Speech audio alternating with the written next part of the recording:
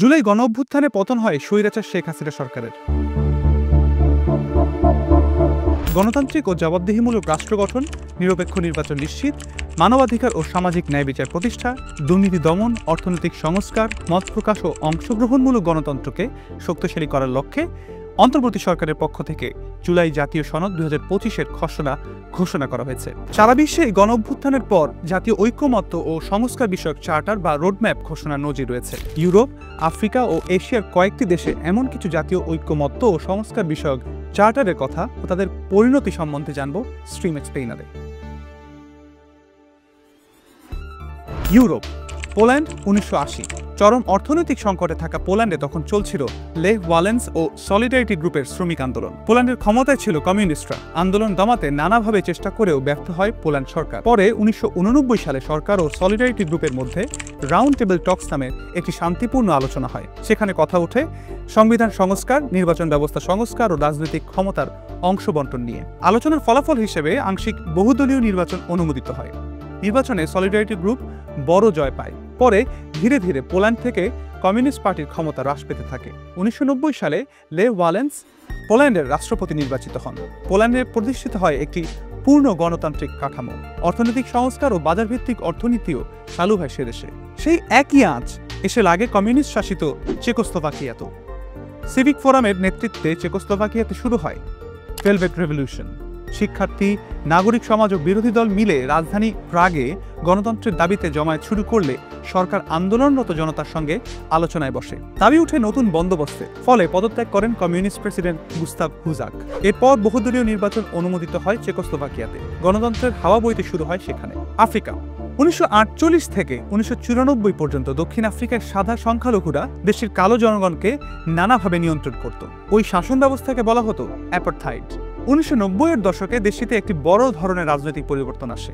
তা ছিল সাদাদের পতন। তাদের পতনের পরে 1991 সালে দক্ষিণ আফ্রিকার সরকার এবং নেলসন ম্যান্ডেলার নেতৃত্বে আফ্রিকান ন্যাশনাল কংগ্রেস ANC সহ অন্যান্য রাজনৈতিক দলের মধ্যে জাতীয় সংলাপ অনুষ্ঠিত হয়। ইতিহাসে একে convention for a Democratic south Africa বলে চিহ্নিত করা হয়। এই সংলাপের ফলস্বরূপ 1994 সালে দক্ষিণ আফ্রিকা প্রথমবারের মতো সার্বজনীন নির্বাচনের মাধ্যমে গণতান্ত্রিক সরকার পায়। নেলসন ম্যান্ডেলা প্রেসিডেন্ট নির্বাচিত হন। এছাড়া ঘানা, নাইজেরিয়া ও কেনিয়ার মতো দেশগুলো 1980 থেকে 90 সালের মাঝামাঝি ও তার কাছাকাছি সময়ে সেনা শাসনের কবল থেকে মুক্ত হয়। সংবিধান সংস্কার ও গণতন্ত্রের লক্ষ্যে জাতীয় ঐক্যমতে পৌঁছানোর চেষ্টা চালায় তারা। জাতীয় সংলাপের ফলাফল হিসেবে পরবর্তীতে ঘানায় 1992 সালে গণতান্ত্রিক নির্বাচন অনুষ্ঠিত হয়। এদিকে নাইজেরিয়ায় 1999 সালে সেনা শাসন শেষ হয়ে পুনর্নির্বাচন অনুষ্ঠিত হয়। আর এদিকে কেনিয়ায় 1991 থেকে 92 সালে বহুপক্ষীয় গণতন্ত্রের পুনঃপ্রবর্তন হয়। এশিয়া, 1967 থেকে 1998 সাল পর্যন্ত ইন্দোনেশিয়ার প্রেসিডেন্ট ছিলেন সুহার্তো। তার আমলে ইন্দোনেশিয়ার অর্থনৈতিক উন্নতি ঘটলেও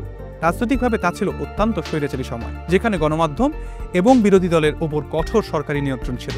1997 থেকে 98 সালে এশিয়ার অর্থনৈতিক সংকট ইন্দোনেশিয়ার অর্থনীতিকে মারাত্মক কাবু করে ফেলে। ইন্দোনেশিয়ায় শুরু হয় রিফর্মাসি মুভমেন্ট। এই আন্দোলনের মূল দাবি ছিল সুহার্তো প্রশাসন ও তার পরিবার এবং মিত্রদের দ্বারা বৃহৎ পরিমাণ অর্থের অবৈধ ব্যবহার বন্ধ করা, কেন্দ্রীয় সরকারের একচ্ছত্র ক্ষমতা কমানো এবং প্রাদেশিক পর্যায়ে প্রশাসনিক ক্ষমতা বাড়ানো, স্বৈরাচারী শাসনের সময় হুমকির মুখে থাকা নাগরিকদের অধিকার সুরক্ষা করা এবং নির্বাচনী প্রক্রিয়া, পার্লামেন্ট এবং বিচার বিভাগের স্বাধীনতা বৃদ্ধি করা। এই আন্দোলনের মুখে 1998 সালে পদত্যাগ করেন সুহার্তো। সুহার্তের পতনের পর ইন্দোনেশিয়ায় কমিসি পেমিলিহান ইউমাম বা জেনারেল ইলেকশন কমিশন নামে একটি সর্বদলীয় ঐক্যমত কমিশন গঠিত হয়। ইন্দোনেশিয়ার প্রধান রাজনৈতিক দলগুলো এবং স্বাধীনতা সম্প্রদায়ের প্রতিনিধিরা এতে অংশ নেন। এই কমিশনের নেতৃত্বে 1999 সালে ইন্দোনেশিয়ার প্রথম স্বাধীন ও বহুদলীয় সাধারণ নির্বাচন অনুষ্ঠিত হয়। কেপিইউর মাধ্যমে ইন্দোনেশিয়ায় ভোটের স্বচ্ছতা ও রাজনৈতিক স্থিতিশীলতা বৃদ্ধি পায়। 1965 থেকে 1986 সাল পর্যন্ত ফিলিপাইনের প্রেসিডেন্ট ছিলেন স্বৈরাচার ফার্দিনান্দো মার্কোস। তার শাসনামলে নাগরিকদের মধ্যে রাজনৈতিক স্বাধীনতা ছিল বেশ সীমিত। 1986 সালে ফিলিপাইনের নাগরিকরা শান্তিপূর্ণভাবে রাস্তায় নামে, যার মূল লক্ষ্য ছিল স্বৈরশাসক মার্কোসকে উৎখাত করে নিরপেক্ষ ও ন্যায়সঙ্গত নির্বাচনের আয়োজন। এছাড়াও নতুন সংবিধান প্রণয়ন ও সাংগঠনিক আর নীতিগত সংস্কার ছিল এই আন্দোলনের অন্যতম উপাদ্য। মার্কোসের পতনের পর দেশটির জনগণ প্রণয়ন করে পিপলস চার্টার, যার মাধ্যমে ফিলিপাইনে নতুন সংবিধান প্রণয়ন করা হয়। কিন্তু কিছু কিছু দেশে এই ট্রানজিশন চার্টার বা রোডম্যাপ ব্যর্থ হয়েছে।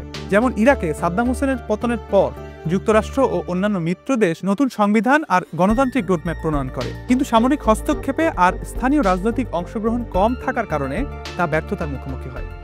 লিবিয়াতেও একই ঘটনা দেখা যায়। 2011 সালে গাদ্দাফির পতনের পর সেই ইরাকের ঘটনার পুনরাবৃত্তি দেখা যায় সেখানে। লিবিয়াতে যে রোডম্যাপ তৈরি করা হয়েছিল তা সশস্ত্র গোষ্ঠীর প্রাধান্য, সংগঠন ও নেতৃত্বের অভাব আর বিদেশি হস্তক্ষেপে বানচাল হয়ে যায়। আপনার কি ধারণা, জুলাই সনদ কি জাতীয় ঐক্যমত ও সংস্কারের মাধ্যমে বাংলাদেশকে একটি নতুন গণতান্ত্রিক বন্দোবস্ত আর নাগরিকদের মানবাধিকার নিশ্চিতের পথে এগিয়ে নিয়ে যেতে সক্ষম হবে? আপনার মূল্যবান মতামত জানান আমাদের কমেন্টে।